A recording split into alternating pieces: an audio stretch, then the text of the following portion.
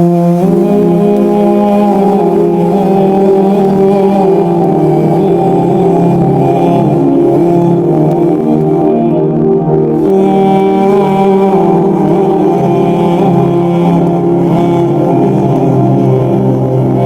वालेकुम रहमतुल्लाहि व बरकातुहू। रमज़ानुल मुबारक का 5वां दिन है आज, तारीख के झरोकों में।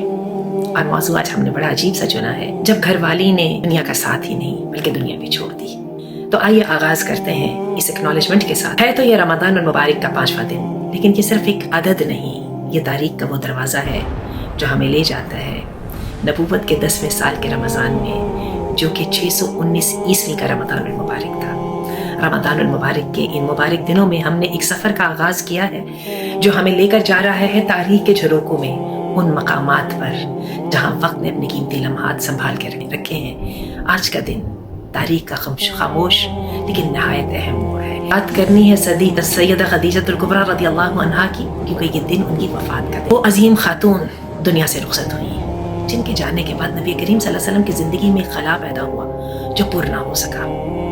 रमज़ान हमें लगता है घरों में सुकून इत्मीनान के साथ इबादत और भूख प्यास के साथ निढाल पड़े रहने का नाम है। ये तब्दीली का नाम है, ये सब्र का नाम है, जिद्दोजहद का नाम है। ये वो महीना है जिसमें तारीख के बड़े अजीब अजीब वाक़यात सामने आए। बात करते हैं सैयदा खदीजा की। बड़े मुअज़्ज़ज़ घराने से ताल्लुक़ था उनका, कुरैश के बनी असद। और आप जो हैं अपनी पाकीज़गी और इफ़्फ़त की वजह से दौरे जाहिलियत में भी आपको ताहिरा कहा जाता था। इससे पता चलता था कि आपकी शख्सियत का मकाम क्या था। कामयाब ताजिर थी, और जब मुल्क के शाम आपका काफिला जाता तो सिर्फ आपका सामान तिजारत कुरैश के तमाम ताजिरों के सामान के बराबर होता। दयानतदार और असूलों पे कारबंद मजबूत औरत। आज की दुनिया कॉर्पोरेट बिजनेस वुमेन की बात करती है, खदीजा का मुकाबला कौन कर सकता है। फिर आपकी मुलाकात हुई नबी करीम सल्लल्लाहु अलैहि वसल्लम से। खदीजा अपना सामान दे के भेजा करती थी, तो नबी करीम सल्लल्लाहु अलैहि वसल्लम इस साल आपका सामान लेके जाने पर तैयार हो गए। खदीजा को एक ईमानदार शख्स की जरूरत थी जो उनका सामान लेके शाम जाए। उन्होंने आपको मुकर्रर किया और दूसरों से दुगना मुआवजा देने की पेशकश की। अल्लाह के रसूल सल्लल्लाहु अलैहि वसल्लम ने ये पेशकश कबूल फरमाई और खदीजा के गुलाम मैसरा के हमरा शाम रवाना हुए। इस सफर में बड़े अजीब वाकयात पेश आए। शाम में ही एक राहिब ने आपको देखकर पहचान लिया और मैसरा से कहा कि ये पैगंबर है और आखिरी नबी है। वापसी पर मैसरा ने देखा कि 2 फरिश्ते आप पर साया किए हुए हैं। और अजीब बात है, इस सफर में दुगना मुनाफा हुआ। मैसरा ने ये सारी बातें सैयदा खदीजा को बताई। सैयदा खदीजा ने अपनी सहेली नफीसा के जरिए नबी करीम सल्लल्लाहु अलैहि वसल्लम को निकाह का पैगाम भेजा। आप सल्लल्लाहु अलैहि वसल्लम ने अपने चचा अबू तालिब से मशवरा करके ये पैगाम कबूल फरमा लिया। निकाह अबू तालिब ने करवाया और 500 दिरहम महर मुकर्रर हुआ। इस वक्त नबी करीम सल्लल्लाहु अलैहि वसल्लम की उम्र 25 साल थी, जबकि सैयदा खदीजा की उम्र जो है वो 40 साल की थी। बहरहाल बहुत खूबसूरत जिंदगी थी। सैयदा खदीजा अपने शौहर के शर्फ से वाकिफ थी। उन्होंने अपनी सारी दौलत नबी करीम सल्लल्लाहु अलैहि वसल्लम के कदमों में ढेर कर दी और आपको उन्होंने अर्ज किया कि जैसे चाहें इसको खर्च करें। और फिर वक्त आया वही का। नबी करीम सल्लल्लाहु अलैहि वसल्लम का जो मिजाज बदलने लगा, जिसका हमने अपनी पहली एपिसोड में जिक्र किया था। आपका दिल लगना बंद हो गया अपने मुआशरे की गहमा गहमी में। और क्या हुआ कि आपने अलग रहना शुरू कर दिया। खदीजा जानती थी कि मेरे महबूब और मुअज़्ज़ज़ शौहर के साथ कुछ और ही माजरा है, लिहाजा आपको खाना बांध देती और आप चले जाते।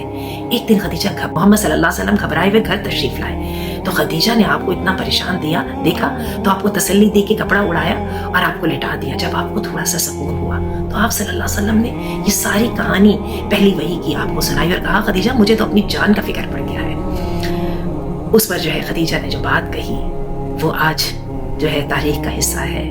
उन्होंने कहा, नहीं हरगिज़ नहीं, अल्लाह की कसम, अल्लाह आपको कभी रुसवा नहीं करेगा।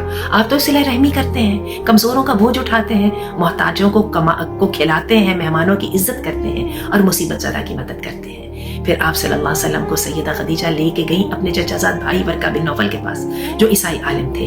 जब उन्होंने बात सुनी तो उन्होंने भी कहा कि हाँ, ये तो वही फरिश्ता है जो मूसा अलैहि सलाम पर नाजिल हुआ करता था।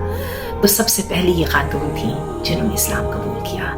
इनका जो है एक मशहूर रवायत है कि अफीफ अल-किंदी जो है उन्होंने रसूलुल्लाह सल्लल्लाहु अलैहि वसल्लम, सैयदा खदीजा और सैयदना अली रदियल्लाहु अन्हुमा को नमाज पढ़ते देखा। तो अब्बास रदियल्लाहु अन्हु ने बताया कि ये मोहम्मद है और उनकी बीवी खदीजा है और ये इनके चचाजाद भाई अली हैं। आप रदियल्लाहु अन्हा से नबी करीम सल्लल्लाहु अलैहि वसल्लम को अल्लाह ताला ने सारी औलाद अता फरमाई। इतनी प्रोडक्टिव और इतनी सक्सेसफुल खातून اور پھر محنت کی بات اگر آپ کہیں, قربانی کی بات کہیں, تو کوئی خدیجہ کا ثانی نہیں.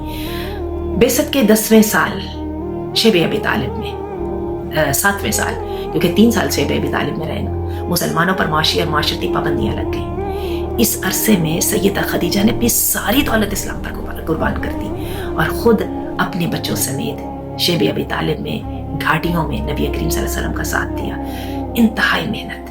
خدیجہ کی صحت گر چکی تھی, پابندیاں ختم ہوئیں تو ان پابندیوں نے آپ کو کمزور کر دیا تھا. 619 عیسوی میں سیدہ خدیجہ کی عمر 65 سال تھی اور آپ کا وصال اسی مہینے میں ہوا جس مہینے آپ نے اپنی زندگی کا پہلا سفر طے کیا تھا. نبی کریم صلی اللہ علیہ وسلم نے دست مبارک سے آپ کی تیاری فرمائی اور نماز جنازہ اس وقت تک کبھی اس کا حکم نہیں آیا تھا.